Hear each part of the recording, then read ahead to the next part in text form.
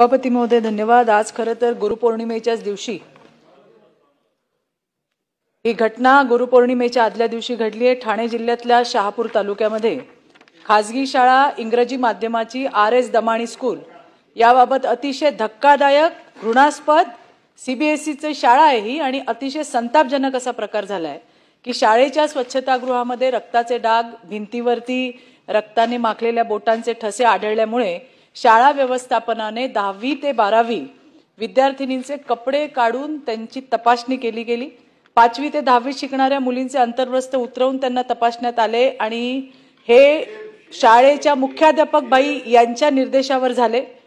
मुली घाबरून गप्प बसल्या, परंतु त्यानंतर कपडे उतरून त्यांची तपासणी करण्यात गेली। भिंतीवरच्या रक्तांच्या डागाची चित्रफीत मुलींना दाखवण्यात आली। मासिक पाळी आली आहे का हे तपासण्यासाठी अशा पद्धतीचा गलिच्छ प्रकार त्या ठिकाणी केला गेला।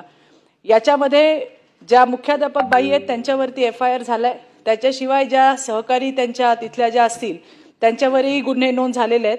पण हा एक अतिशय असंवेदनशील प्रकार आहे। विद्यार्थिनींना काय वाटत असेल याचा विचार व्हावा आणि अशा घटना, गंभीर प्रकार यांना तर खपवून नाहीच घेतलं पाहिजे अशा गोष्टींना, परंतु गंभीर प्रकार भविष्यामध्ये इतर कुठल्याही शाळेमध्ये राज्याच्या होऊ नये याची खबरदारी आपण घेतली पाहिजे। पॉइंट ऑफ इन्फॉर्मेशनच्या माध्यमातून हा विषय मी आज सभागृहात मांडत आहे। धन्यवाद सभापती।